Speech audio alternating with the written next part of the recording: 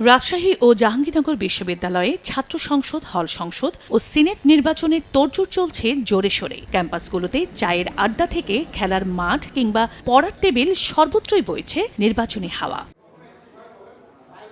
তবে পেছানো হলো রাকসু নির্বাচনে ভোটের তারিখ সহ অন্যান্য কার্যক্রমের দিনক্ষণ। বুধবার নির্বাচন পরিচালনার দায়িত্বে থাকা শিক্ষক ও কর্মকর্তাদের বৈঠক শেষে সংবাদ সম্মেলনে রাকসু নির্বাচনের প্রধান নির্বাচন কমিশনার জানান, নতুন তফসিল অনুযায়ী আগামী 15 সেপ্টেম্বরের পরিবর্তে 28 সেপ্টেম্বর অনুষ্ঠিত হবে ভোট। এছাড়া মনোনয়নপত্র বিতরণ চলবে 31 আগস্ট পর্যন্ত, যা দাখিল ও যাচাই বাছাই করা হবে 1 সেপ্টেম্বর থেকে 9 সেপ্টেম্বর পর্যন্ত। প্রার্থীদের প্রাথমিক তালিকা প্রকাশ 11 সেপ্টেম্বর, প্রার্থী সম্পর্কে অনাপত্তি ও নিষ্পত্তি 14 সেপ্টেম্বর, মনোনয়নপত্র প্রত্যাহার 15 সেপ্টেম্বর এবং প্রার্থীদের চূড়ান্ত তালিকা প্রকাশ 16 সেপ্টেম্বর নির্ধারণ করা হয়েছে। আমাদের নিরাপত্তার বিষয়গুলো মাথায় রাখতে হচ্ছে, অনেক ব্যাপক প্রস্তুতির বিষয় আছে।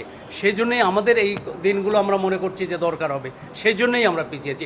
কারোর কথায়, কারোর দ্বারা প্রভাবিত হয়ে আমরা এটা করি। তবে নির্বাচন পেছানোর বিষয়টি নিয়ে মিশ্র প্রতিক্রিয়া শিক্ষার্থী, রাকসু প্রার্থী ও বিভিন্ন ছাত্র সংগঠনের নেতাদের মধ্যে। তারা বলছেন, সক্ষমতা না থাকলে নির্বাচন বাদ দেয়া যেতে পারে, কিন্তু বড় দলগুলোর চাপে নির্বাচনকে প্রশ্নবিদ্ধ করার অপচেষ্টা করা হচ্ছে। আমি পিওর স্বতন্ত্র, আমার কোনো প্যানেল নাই, কোনো আমি রাজনৈতিক দল থেকে না।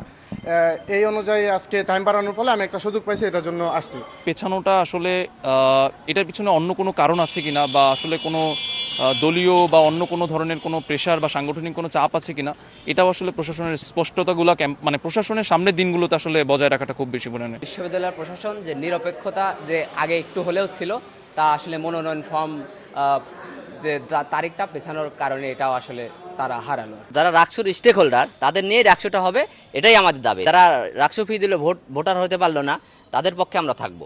এদিকে জাকসু নির্বাচনে বাতিল হওয়া প্রার্থীদের প্রার্থিতা পদ ফেরত পেতে 20 জন প্রার্থীর মধ্যে 13 জন শুনানিতে অংশ নিয়েছেন। জাহাঙ্গীরনগর বিশ্ববিদ্যালয়ের সিনেট হলে নির্বাচন কমিশনারের কার্যালয়ে সকাল 10টা থেকে দুপুর 1টা পর্যন্ত চলে শুনানি। পরে প্রধান নির্বাচন কমিশনার জানান, সর্বোচ্চ নিরাপত্তা নিশ্চিত করতে ছাত্র ও ছাত্রীদের জন্য আলাদা ভোট কেন্দ্র স্থাপন করা হবে। এছাড়া সাইবার বুলিং বন্ধের জন্য বিটিআরসিতে করা হবে আবেদন।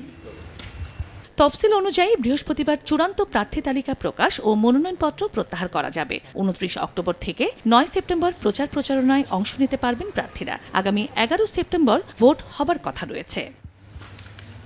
চন্দ্র বিশ্বাস, ববি, সময় সংবাদ।